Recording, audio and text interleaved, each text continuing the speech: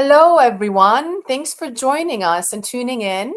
I am chiming in from beautiful sunny London, and Tanesha is from New York, the latest. I need to ask her because she keeps moving around on me on a bunch of major global cities. So, every 5 minutes we keep checking her, like, where are you at right now, Tanesha? We're I really am. excited. Go No, ahead. go ahead. Go ahead. No, go ahead. So Tanisha and I know each other. We met actually, we were right next door neighbors in central London. And we were super blessed to have met her just totally by chance through our dog Knox. We became fast friends, and she has this amazing background that we just couldn't pass on. And she was gracious enough to join us today. So I'm really excited about that. And we'll get to you in a second, Tanisha. Let me just do a little bit of a preamble that we always do at the beginning of every webinar to those that are new or maybe repeat visitors. My name is Hande Orman, and I'm the co-founder and CMO of TechInterview Coaching. TechInterview Coaching was formed about 5 years ago by the co-founder and myself, both ex-Amazonians. And we sort of started doing casually interview coaching, both having been at Amazon and having been part of the interviewing process, which is strenuous. Both have tech experiences and tech backgrounds. And now we've formed a team of about 15 to 20 different coaches across various specialty areas, predominantly tech. I'm the go-to behavioral coach. And today, this is the sixth of our webinar series focusing on pivoting from advocacy to public service to tech. So it's a fifth to sixth webinar in our final round webinar series, and we're really glad to be here. And today's session is especially for those who've spent your careers in law, education, and I'm pointing at you, Tanesha, nonprofits, social work. Again, I should be pointing to you again, advocacy or policy. All of these, most of these apply to you, essentially. People doing, long story short, it's people doing more meaningful work and who are now thinking of making a transition into tech. So if that's you, you're not alone. I saw a lot of people wanted to join in on this. I think it's a really relevant topic because there are a lot of people making the transition from non-tech into tech. And frankly, I think it's a very, very good thing. We need external influence in various specialty areas in today's climate globally. I think there needs to be a little bit more do-gooding, for lack of a better word, and being legally responsible and thinking of the greater good when it comes to tech industry, because tech is everywhere. It's unavoidable at this point. According to LinkedIn's 2023 Workforce Insights survey, 56% of people hired into tech came from non-tech backgrounds. And the trend continues. Tech companies are increasingly open to non-linear talent. They're looking into that pool, and especially in roles such as product management, people ops, UX, project management, and customer success. So this is really uplifting for those that are joining in and that don't have a tech background. Don't be dismayed. We're here for you to make that transition. Tanesha is here for you to share really, really valuable insights. And what we offer at TechInterview Coaching is to provide the guidance as a sort of one-stop shop when you're applying to those roles and you're coming from tech or non-tech, how to shape your story, how to go into sharing your experiences to really give the necessary meaning that they deserve, and to not be looked over just because you don't have that tech experience. Nowadays, it should be a little bit more accessible to get tech experience, I think, with a lot of online courses, Coursera, LinkedIn Learning, etc. Some of those are paid, some of those are free. I personally recommend that everyone should go into Coursera and sign up for a free machine learning class. On the side note, machine learning is everywhere, whether you're in tech or non-tech. It's just going to be the lingo that we speak. And God knows I hear the lingo spoken within machine learning on a daily basis with my partner at home. But the transitions that I was just talking about don't happen by accident.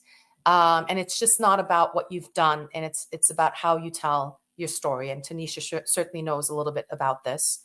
Now, I'm thrilled to reintroduce, I guess, Tanesha Williams into our mix. Tanesha, I'm going to give a short preamble about you, and then I would love for you to go into talking about yourself. We'll go into the slides as well, if that sounds good. Perfect. Let's do it. Amazing. Amazing. Okay. So I'm going to be reading a little bit of this, or a lot, because I really don't want to overlook any of her really, really impressive accomplishments. Tanesha is a voice coach. She's someone with deep experience helping professionals from purpose-driven sectors find clarity, confidence, and power in their personal story. A civil rights attorney who graduated from Georgetown Law, impressive much, twice. She's a DEI professional, a strategist, and a storyteller. She's worked across education, public service, and advocacy, and she has a gift for helping people shift from fitting in to owning their voice and just making sure that people feel more confident. She's doing consulting work when it comes to advocacy work and how to sort of integrate that into the company culture. You can tell us maybe a little bit more about that great work, Tanesha. And she's not just here to tell you to rehearse a perfect pitch. She's here to show you how to speak from your real story in a way that builds connection and trust, and to really feel that confidence that you all deserve. I'm wondering how many people are on at this point. We'll continue going, but really curious about that. But let's jump into the slides. So again, from purpose to tech, pivoting from advocacy or public service to tech. And we'll jump into the next slide, please. Tanesha's bio. I think this is your turn to start talking, Tanesha. I will absolutely do that. But before I begin, let me first just say thank you so much for this space, for creating this space. It is so important. It's so necessary for people to be able to have a space where they can learn the skills needed to be in the tech space. As you said, this work is not going anywhere. And so the fact that you've created this space is amazing and so powerful. Also, you mentioned wanting to know who was here. If we can just get people to drop in the comments, just tell us where you're from, and we can kind of figure out good call out. who's with us, and drop those questions in the comments too, and we'll make sure to go back and forth and get those questions answered for you. Absolutely. Good call out. Thank you, Tanesha. Of course. Yeah. Teamwork makes the dream work. We're like, doing this. As Hande mentioned, I graduated from Georgetown Law. I got my Juris Doctorate there, as well as an LLM in international relations and national security. But before that, a long time ago, I was a theater major. I am a theater kid in undergrad, and that's really shaped a lot of the work that I do, especially around voice and narrative and storytelling. Having that background has been super helpful. My most recent full-time role was with the Democratic National Committee, which is the Democratic Party in the United States. I was the counsel and director of diversity, equity, and inclusion there. Also facilitated for the Kamala Harris 24 campaign as well. Lots of important work in that space. Before that, I was a voting rights attorney for the NAACP Legal Defense Fund. I've been an educator, as mentioned. I've worked across a variety of roles, all related to public advocacy and interest and social justice. I run a company now called Red Tree Strategies, and what we essentially do is help organizations center equity and center culture and center their own storytelling and narrative within their organizations. And so that has been the work over the last 5 years, and it's been absolutely amazing. I've met with wonderful people across the public specter, and am excited to bring some of that knowledge into this space today with you all. So what important work at a time when it's needed most. This is why we shipped Tanesha back off to the US. We're like, you're needed globally, but not to get political. I think especially now, it's the time to stay true to your background, especially if you're doing this type of work. Great work. Can you just tell us what NAACP means for those that may not be familiar? Yes, the National Advancement for Colored People. It was an organization that was started during the civil rights era. So Thurgood Marshall, Constance Baker Motley, some of the top premier judges and lawyers in the country working towards civil rights for Black folks, particularly, again, started in the civil rights era, but now continues to evolve and works across a variety of sectors, from ensuring that there is equity in education to voting rights to truth and policing, just an all-around organization committed to using legal advocacy and advancing Black people's rights, particularly in in the South, but particularly in the United States. And where is your family from, Tanesha? When you say in the South, especially. Thank you, Honda. Like, I appreciate that because I need to be able to say that out loud. I'm from the Absolutely. great Great yet to see, yes. tumultuous state of Mississippi, in the South. Beautiful state, and also a lot of history there and a lot of work to be done. A lot of work, but a lot of history, as you had said, and I'm sure it's really beautiful. It's on my list of places to see for sure. And the NAACP, I'm pronouncing it right, the NAACP, right? NAACP, yeah. From what I know, they're also doing support for other causes as well. So not just for Black people, but also people of other minorities. So really, really important. I may ask you about the Kamala Harris thing a little bit later, because I'm sure we're a little curious. I promise we don't have an NDA or anything signed with her. I'm sure she signed a bunch of them while she was there, but we'll get to that a little bit later. Should we jump into the next slide?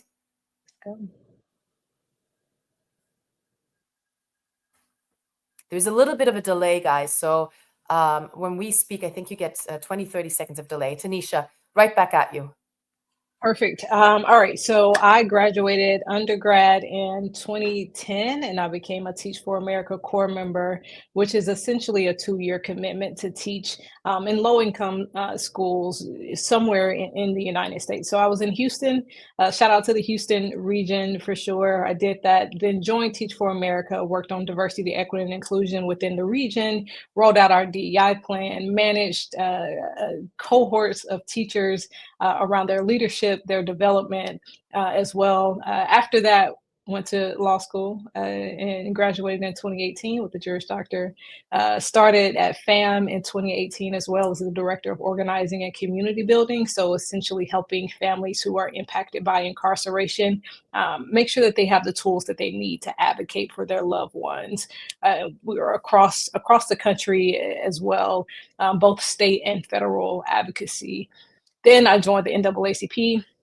So again, the National Association for the Advancement of Colored People, Legal Defense Fund, and I also started Red Tree during this time as well. So I was an attorney. I did some digital campaign work with the Legal Defense Fund, started this business where I was teaching diversity, equity, and inclusion at that time to nonprofits across the country as well. And then in 2022, I joined the Democratic National Committee, and again, Council and Director of Diversity, Equity, and Inclusion.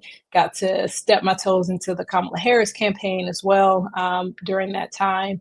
And it was in London, as Hande mentioned, finishing up my LLM in international relations again.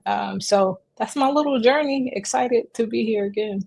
Nothing little about this, Tanesha. Being very, very humble. A little off-putting, if you ask me. So humble. I can't help it. I can't. It's Mississippi, you know. It's in there. The humility is just overbearing. My God. And so, what is next for you? Yeah, I am still working as CEO and founder of Red Tree Strategies and building up that portfolio and taking a little time to create again. I want to create spaces for people to do something similar here in terms of giving them the skills that they need to be able to go out into the world and take on roles, but also spaces to be vulnerable and connect with other people, especially given everything that's going on right now. So taking things day by day and enjoying the space that I'm in before I jump deep back into the world. I'm really curious, having spent time in the US and the UK and very major cities, I would say, when it comes to like political influence. I know you weren't in politics here, but what do you think the differences are of general audience, like general people's behaviors or attitudes towards DEI initiatives, especially in the corporate workplace?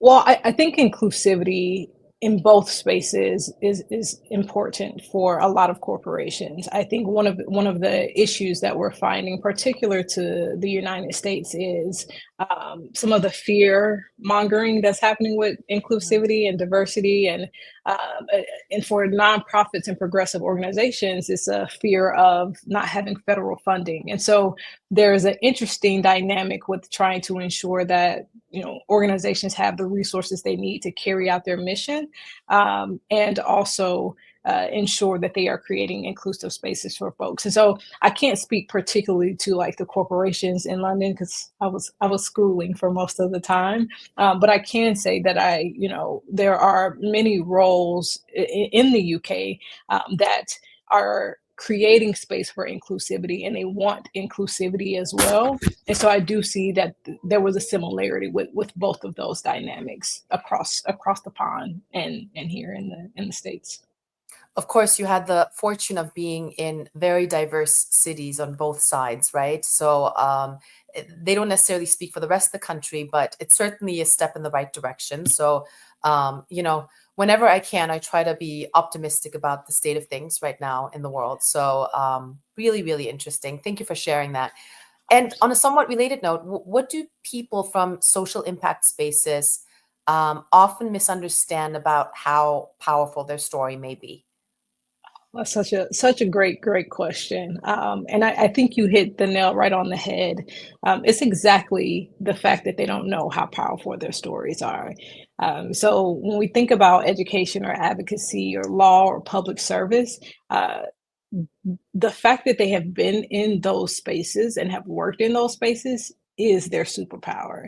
And so I think folks in the social impact sector underestimate how much complexity and how much courage and strategy they've navigated in these spaces, especially because nonprofit world is very different than corporations, right? So folks in nonprofit world or in these public advocacy spaces are often working with limited resources, and so you have to kind of be nifty and figure out like, all right, we don't have these resources, how can we still get to our mission? And they're used to working in those environments and navigating political dynamics and leading change across systems, and that is powerful. And so, in tech, they call that like cross-functional leadership or, stakeholder alignment or systems thinking. But I think sometimes because it doesn't happen in like a product or an engineering role, folks think that it doesn't count, but it does. I think the biggest piece for folks in the social impact space is understanding how to frame and tell the story of the work that they have done. And then they'll see how powerful they are for sure. And correct me if I'm wrong, but it shouldn't just be like, I can certainly speak, and we can have the slides off at this point. I think, Tanesha, if you're just chiming in, is a great DEI advocate, long end of the day, and is joining us a couple minutes ago, about 18 minutes ago. We started, and she's joining us from New York. She's a personal friend of ours and an amazing human being doing all the right things that are needed right now on Earth. And we're talking about making a switch from non-tech into tech right now in one of our final round Tech Interview coaching webinar series. Something that I wanted to touch on is it shouldn't be so DEI initiatives in any organization, which is something that you're sort of advocating for with Red Tree Strategies, right?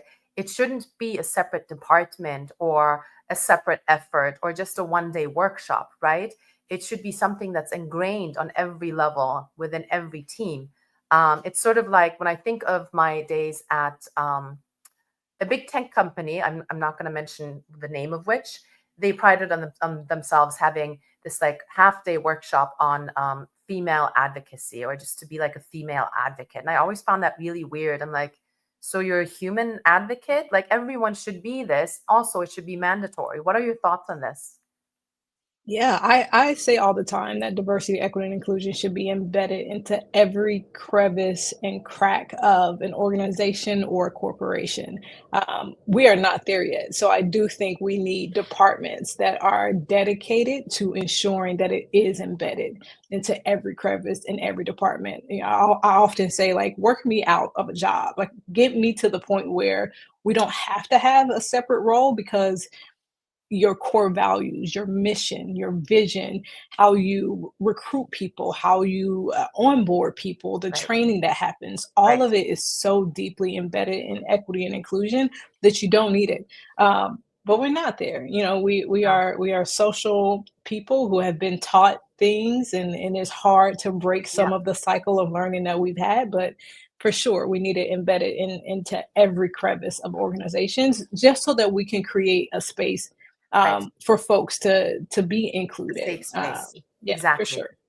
A safe space where people can just casually talk about their backgrounds, the activities that they've done, work wise and non work wise, and a different way of thinking. Right? It's a type of diversity. I mean, if you are coming from different backgrounds, and that may be in the form of sexual orientation, religious stance, or you're from a different country, a different continent, or you're of a different minority, right, group. So all of that can add really valuable experience into any organization that you go into. So glad we And agree. most organizations are diverse. So when we hear diverse, I think we only think about two different groups of people. Like Yeah, most of the time it's women and it's people right, of color. But right, diversity literally means all the right, things that make us different. Now we right, zoom in on those identities because they have been historically marginalized. But we are not trying to exclude. I think a lot of folks think that too. Like, oh, if you're zooming in on these identities and you're excluding the dominant narrative. No, inclusion means having everyone at the table. And so right, the goal is to create that for folks. And right, we all learn in the process. So right, right. Absolutely agree. Totally. Um, what are some signs that someone is humbling themselves or shrinking their experience to fit the mold when you encounter that? yeah. So I do say I think there's a difference between being humble and shrinking, right? Like The Servant Leadership is one of my favorite books. I didn't add it to the slide. I know we're going to get there, but the idea of shrinking yourself means to minimize the parts of you that shape who you are and how you show up in the world.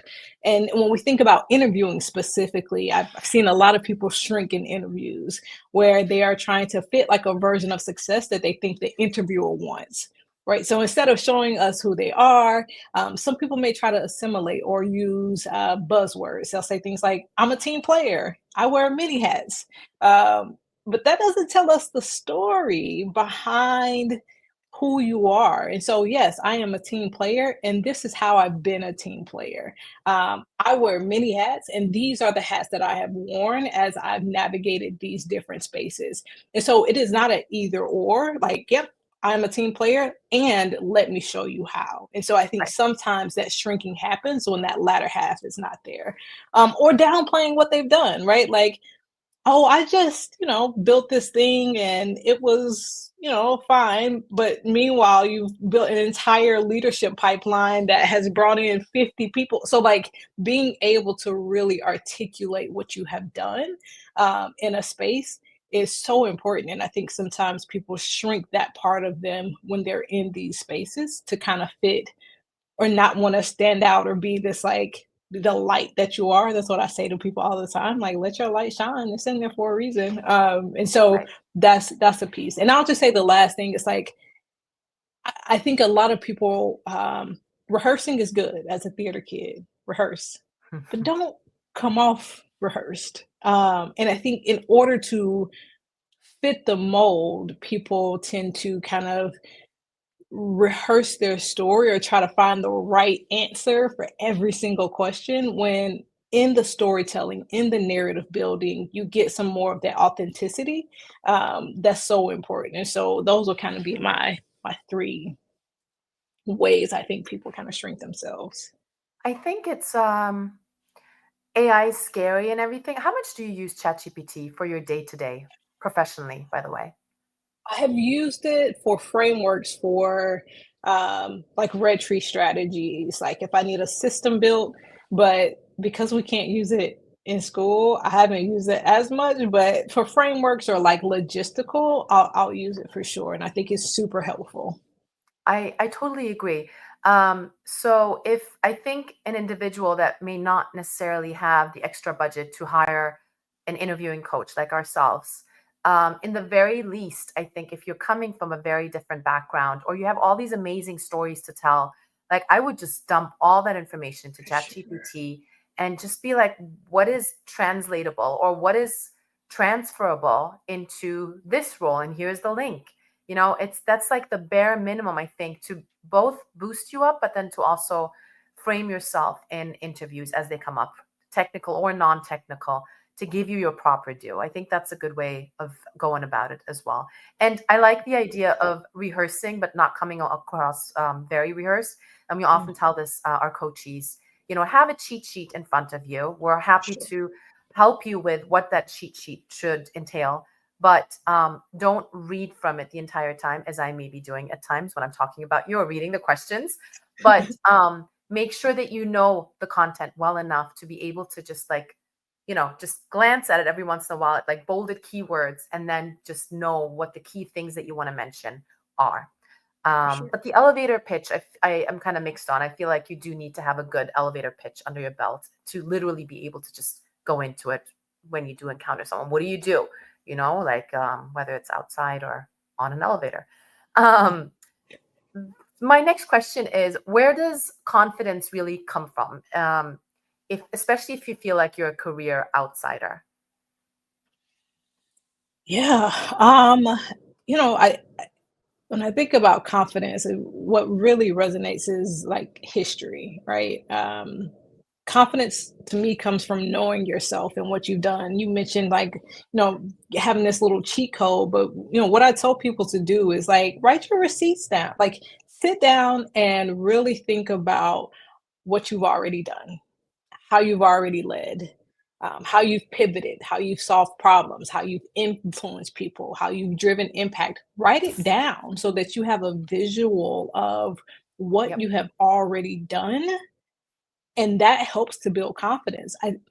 People in the public space and in the advocacy space, and I think this is across the board, but we are in such go mode all the time that we're solving problems constantly, and we're just going, and we don't think about the fact that this is a skill, or my ability to solve this crisis is a skill. So sit down and really think about all the things you have done within the space that you're in, and that's going to build some confidence. You're going to look at that piece of paper and be like, "Oh, I have done some things."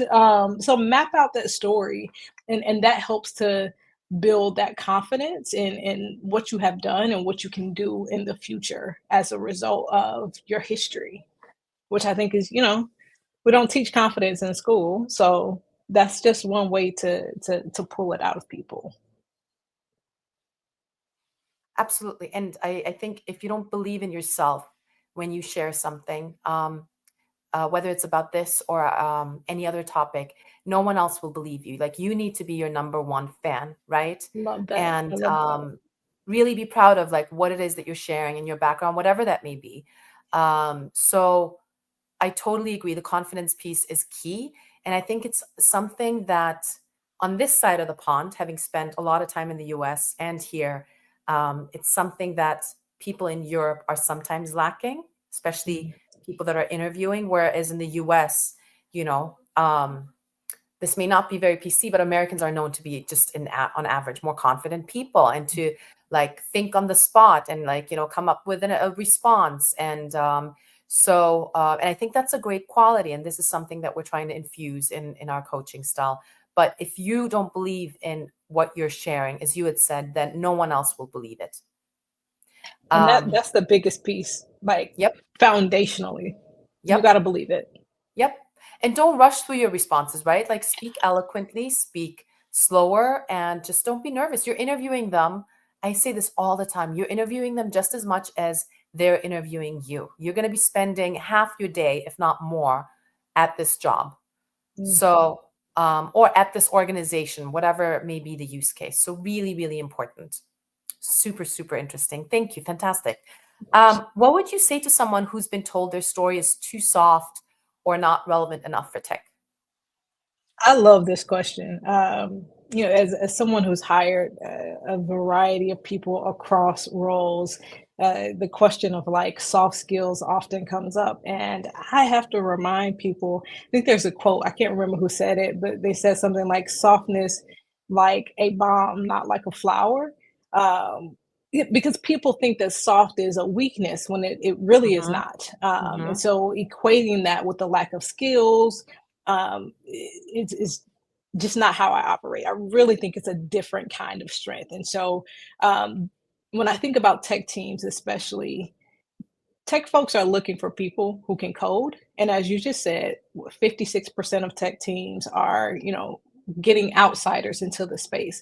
So they're also looking for communicators. They're also looking for people who know how to collaborate, Mm-hmm. who are culturally competent, Mm-hmm. who can resolve conflict, who can build trust. Like all of these critical skills are what we have deemed as like soft skills. Mm-hmm. Um, but we just got to translate it into the language, right? Like don't contort yourself, don't change who you are. But as you said, if you don't know how to equate what you have done in the advocacy space to the tech space, drop it in chat gpt. Hey chat, I have built communicators across this organization. What does that mean? Or I have gathered a bunch of volunteers together to reach an Yep. outcome. And tech is going to say something like, oh, that's user experience. Like you can be able to say this is UX, this is how you've navigated. So take what you have done that is deemed soft and ask questions. Do interview preps like the organizations like Red Tree and like tech interview coaching to figure out how to take your story and transition it into the tech space. And so soft is strategic in my mind, and it's a differentiator for folks. So if you can take the advocacy skills and turn them into tech, it's absolutely relevant. I think it's beyond relevant for the space. I always, tech is great and it is not going anywhere. And so we need people who can also bring the human element into the tech Absolutely. space. Absolutely. Absolutely. If not more of that. And I think what I'm noticing a lot of nowadays is when I'm interviewing myself, a lot of people are looking for skills such as empathy. And I often quote that as one of my core strengths. Like I'm able to really put myself into the shoes of someone else. And it's very different from sympathy. It's sort of a step further, right? Yes. So it's that Yes. emotional quotient. Yes. And empathy is a great skill that I don't frankly know. Like, do you think it can be learned or you just have it or you don't? I think it can be learned. I think so. I think if empathy is that next step, I think compassion is one step out of that when you like take the action. And I do think these things can be taught. I think some of us are born. Yeah. It's like a More in scale. tune. Like, some of us have a little bit more empathy Yeah. just naturally, but again, we don't teach confidence, we don't teach empathy, we don't teach leadership, and especially in the States in like K through 12. And your average, college or university, they're not teaching confidence and empathy and these kind of skills. They're teaching Right. hard skills. Yes. And so, I think I've seen it as a leadership development coach. Like you can develop leadership, you can develop Absolutely. empathy. It takes time and it's harder than, some other skills, but I think it's absolutely able to be taught. Totally. Absolutely. Um, and a lot of times in my behavioral coaching sessions, and this is a statistic that I came across, and I highlight this to everyone, tech professionals often don't prepare for the soft skill portion, the behavioral interview portion, the sort of like the phone screens, and that could be anything in the form of tell me a little bit about yourself to what are your strengths, what are your weaknesses, what would a former colleague say about you, um, and also like tell me about a time when you did this or that. They just focus on the technical pieces, the coding. So about 80% of people actually don't prepare, and 50% of people that go through tech interviews um, fail as a result of not having that behavioral element. Because at the end of the day, I think people just want to work with someone that they can relate to and that they Yeah. can go grab a coffee with, or like a drink or non-alcoholic beverage at the end of the day to commiserate about the day, not a robot. So really, really important. I think people from social impact spaces probably bring a little bit more interesting element and a little bit more of the humility, which is not a bad word. It's actually a great word. I think everyone should have a humility and empathy into the tech space, which seems to be increasingly getting more hardcore, so to say. And I think that is one of the other superpowers of folks in the advocacy space is when I interview people, and every interview that I've had in the advocacy space has asked those behavior questions. So we've had to learn how to develop that muscle of being able to communicate effectively about who we are and why we show up to the work, which is why platforms and vehicles like this are so important because advocates can see that they already have some skills that are required for the tech space. They just have to have the additional kind of being able to translate some of their softer skills into tech skills. And so I think Totally. that this is for sure important, especially for that. Totally.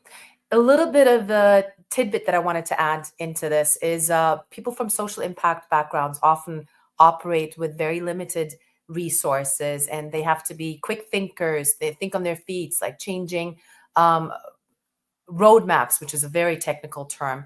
And they have to work with complex stakeholders that aren't necessarily like trained to be super professional end to end. And there's a lot of real world ambiguity, right? Just think about the US changing directions of things and where should we spend our money, et cetera.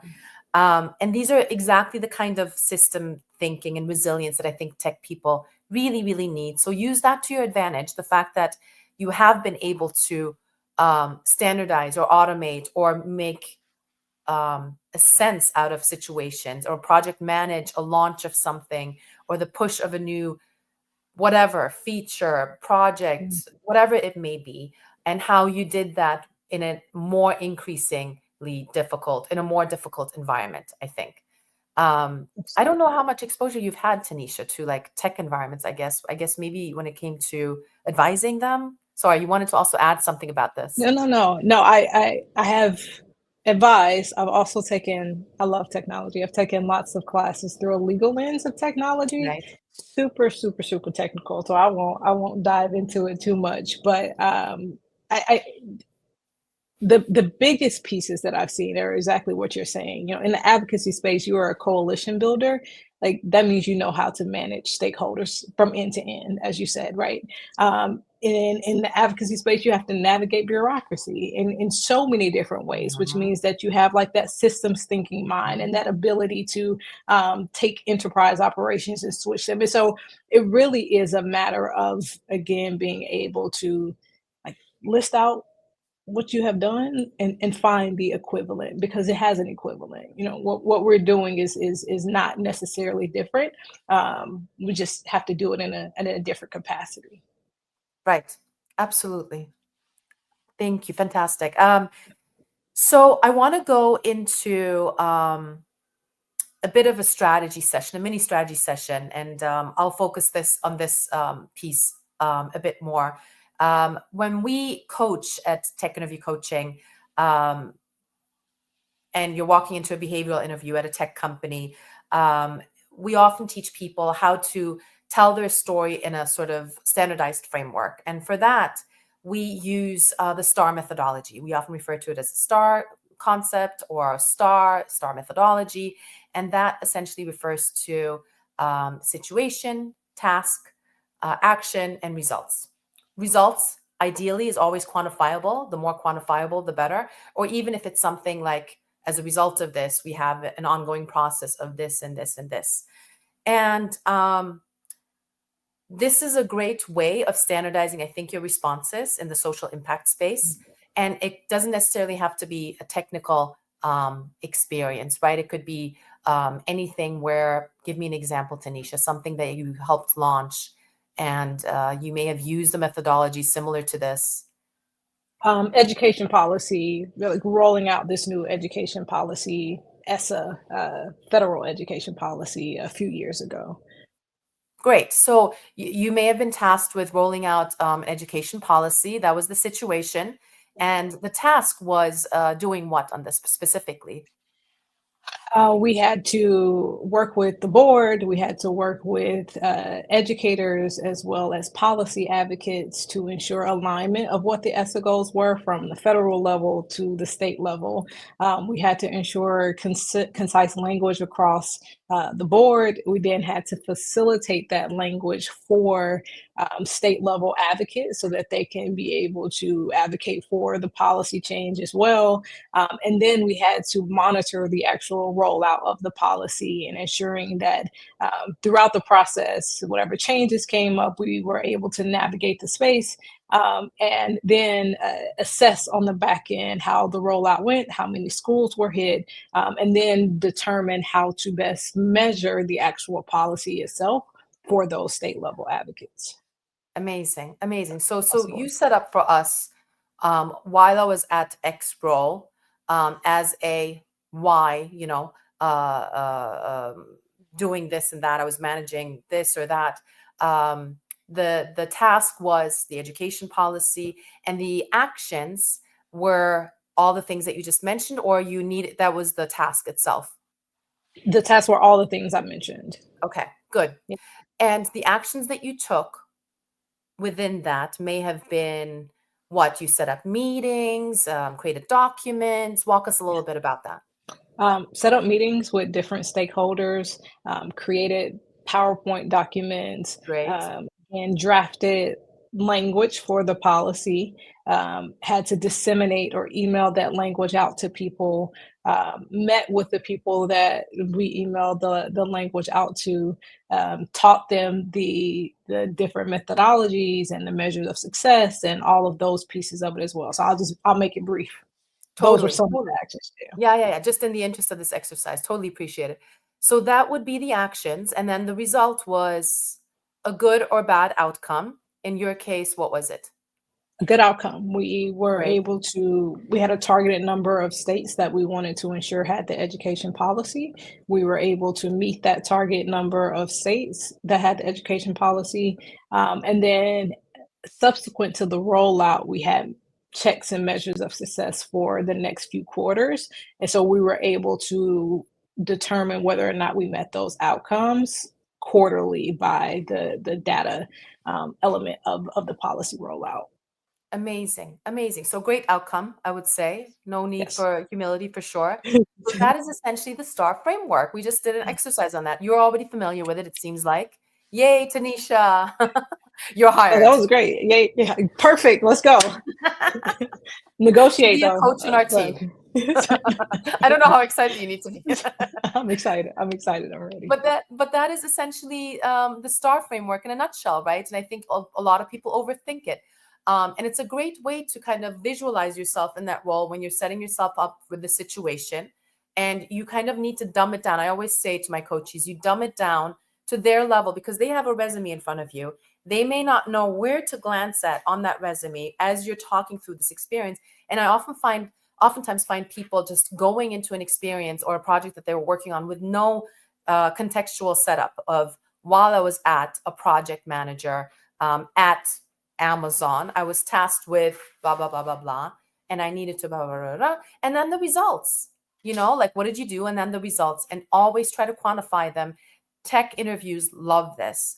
And the types of questions that you need to respond with a STAR framework to are generally tell me about a time when, give me an example of when you had to. That's the STAR framework. And I also, I want to make sure that we have enough time for a question. We seem to have a question from Sarah. I just got a note. Yes, it says. Hi, Sarah. Oh, there we go. Yeah, go ahead. No, you can go ahead. Just a quick question. If you were starting from scratch today, what would your first 30 days of pivoting into tech look like? You want me to start off? Yeah, sure. I'll add to it. I'm going to start off with just defining your why. Why do you want to transition into tech? What excites you about it? What change do you want to make as a result of this pivot?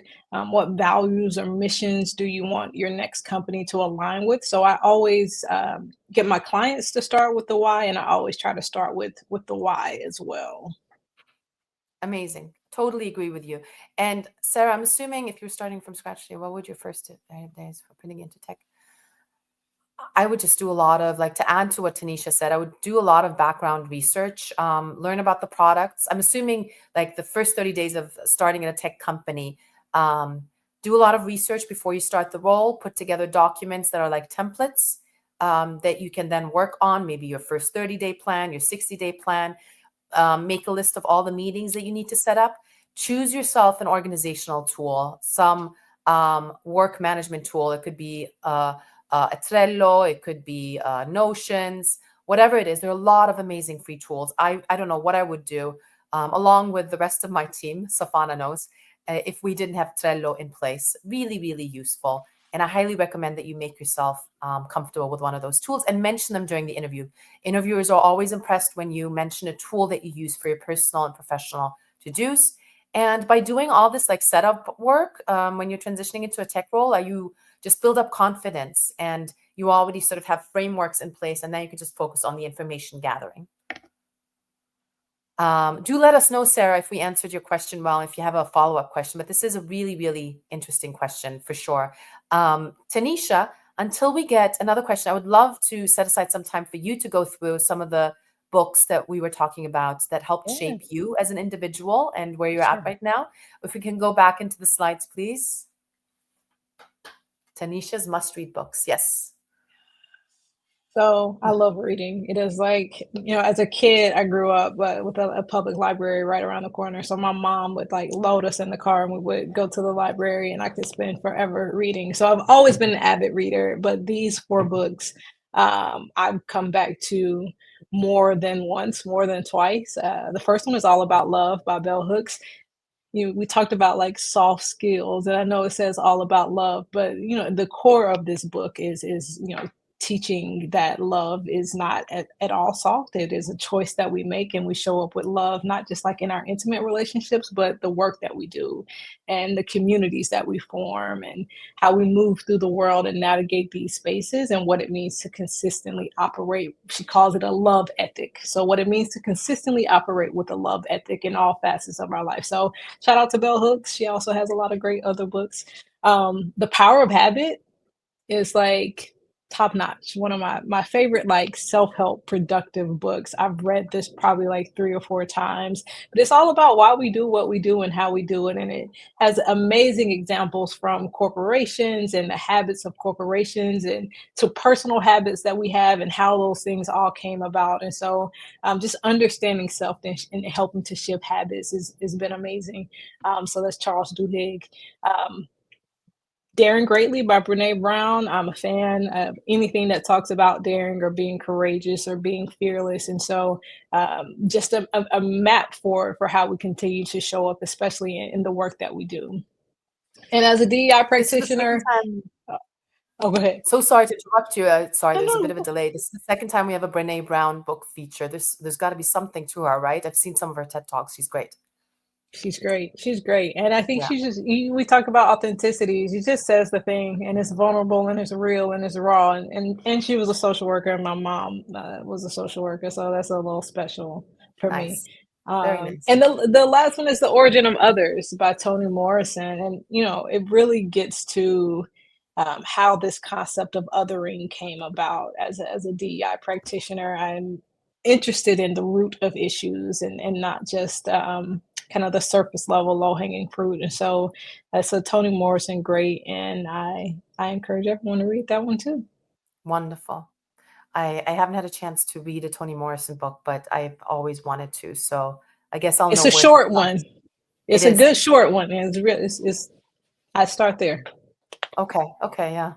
Or for someone that's got the attention span of an individual that spends most of their day in front of a computer, I think that might be a good transition. Good advice. Okay. I think Sarah has a follow-up question. Thank you so much, Sarah. She's been an avid joiner of our webinars. I don't know if we've had a chance to meet yet, but if there is a follow-up question, I'm just looking at our private chat right now. Please feel free to pop it out there. What else? So yeah, I mean, is there anything else that you would like to touch on, Tanesha, in terms of closing thoughts? We are waiting for questions. And by the way, I would love to... Oh, there is the question. There it is. Ask and you shall receive, right?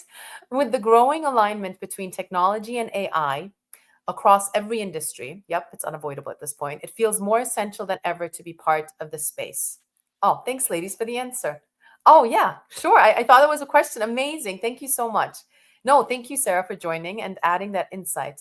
Truly, truly great. There's obviously a little bit of bias. I love having female guests on our webinar series, and Tanesha certainly has all the necessary credentials, if not more, to have her on here. Another thing that I would love to do is, in the few last minutes that we have, we can always end early, but if anyone does have a background or a professional experience that they have difficulty into framing into a how is this relevant to us, or what sorts of things to focus on, I'm more than happy to address that. And I'm sure Tanesha would be as well in the last few minutes that we have.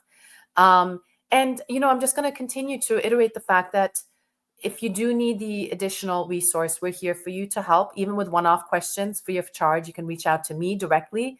You can add us on LinkedIn, by the way, myself and Tanesha. Maybe we can jump into the new slide. But you have advocates in your corner that can help you navigate the space. And you do have qualities, and I'm talking to the people that may be coming from non-tech and are trying to transition into tech. You do have a competitive advantage, which is grit and flexibility, I would say. Use those to your advantage. When someone asks you, what are your strengths? Use the fact that you are coming from a non-tech background, and that gives you, it translates into flexibility or lots of courage, to sort of go against the grain, or to go into a space that may not necessarily be, the sexy, the finance job or whatever.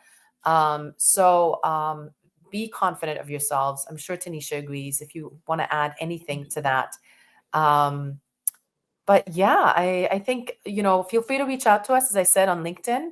Tanesha, if you have any last few words, and I'll just wrap it up after. Yeah, I'll just say, as you're thinking about navigating and transitioning, stay true to you, and stay true to your story and to your journey and to your passion. Don't shift your truth. Just essentially tell your story in a way that meets the moment, and that moment may be in a tech space. And so, how do you take your story and translate it into the tech space, while staying true to who you are in the space? That's it. And we need more of you guys in the tech space, frankly, because we need diversity of way of thinking and how to approach things. So I think really, really valuable insight for sure. Tanesha, I guess the last question I would love to ask you is, what was the most challenging or surprising thing, both challenging and surprising, of working on the Kamala Harris campaign, of actively trying to assist her? You don't have to go into, Yeah. too much revelatory details, but I'd love to hear from you. And I guess we can remove the final slide as well. Yeah, I will say, I think one of the most beautiful things about working in that space was the collaboration and the ability to pivot. She had less than 100 days to build a campaign from the ground up, and the ability for a team as massive as our team was to get behind this mission and get behind the vision, was just truly amazing to see, as someone who was in it and looking and seeing how things were working together. So I will definitely say that's the most beautiful piece. And it was also the challenging piece, is the pivot and the switching and the transition.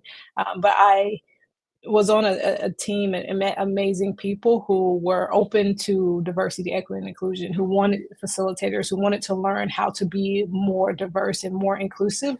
And I think that was an absolutely amazing space to be able to see and to be a part of, for sure.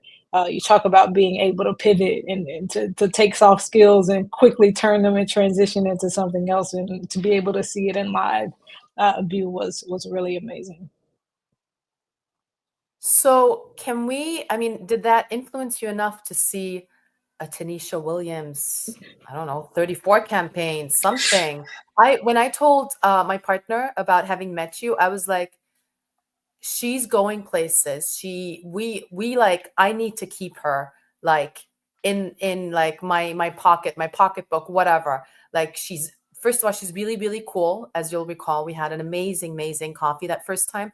But you are going places. So what do you foresee? Do you see politics in your future?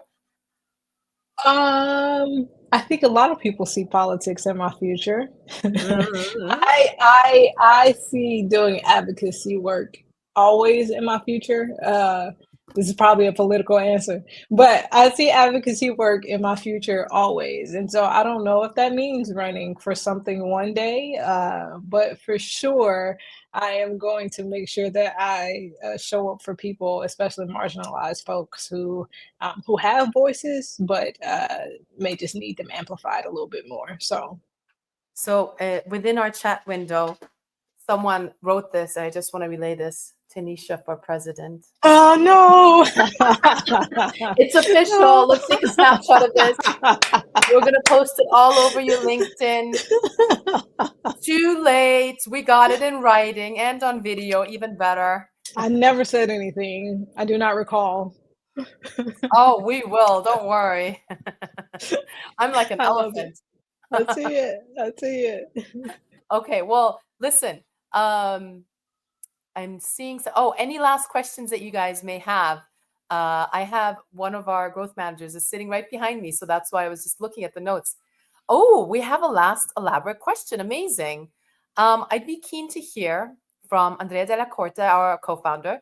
What does Tanesha think are the hallmarks of a DEI initiative or program that's set for success? For example, in a small and medium-sized company that's bootstrapping it from scratch. That's a good question. How should it be ingrained from the very beginning and not be an afterthought? Amazing question. We mentioned at the top having this like mandatory training. I think having not just mandatory training, but the right type of training for the leaders of any company, any organization is crucial.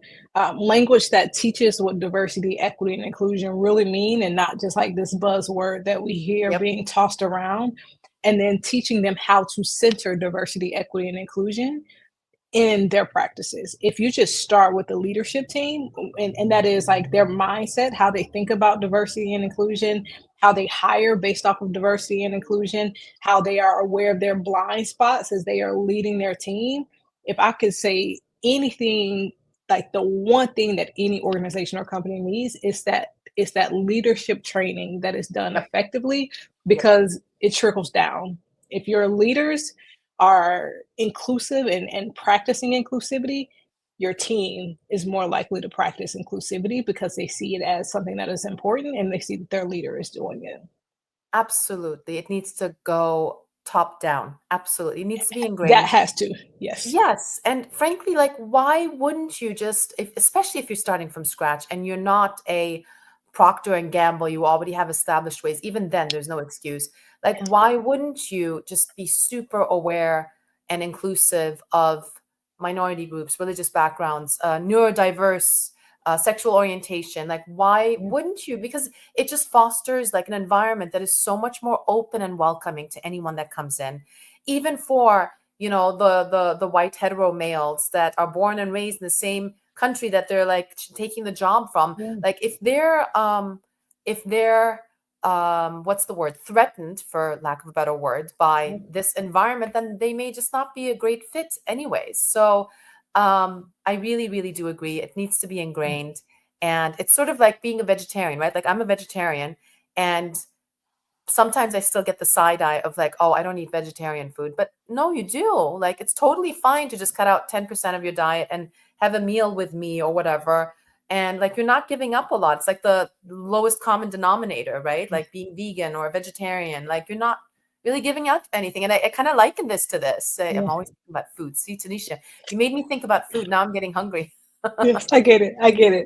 And the last thing I'll say, I'm a vegan, so I get it. I say, broccoli, Oreos, all that's vegan. But I will also say, for those who are, bootstrapping it from scratch, it's, you can't hire a consultant. We have access to so much information, a Google search, a Chat GPT search, a search of how do I become an effective leader that centers equity and inclusion in my organization, and it will yield you what you need to be able to center equity and inclusion. Yep, absolutely. And I think that discussion is a little bit more ingrained, especially in the US. Even at times like this, it's way more acknowledged and accepted. So easier to transition into this mindset, because the US, I think, leads a lot of times the thought leadership when it comes to diversity, et cetera, due to historical reasons or whatever it may be. Let's use that as an advantage. And it's then often going into England and the rest of the Western world, and then thereafter, of course. That's why we have to fight so hard now, because we have an administration that is anti anything that is not white hetero male, and so we are fighting to make sure that voices are still in these spaces. This is all news to me. I don't know what you're talking about. No idea what you're talking about. None.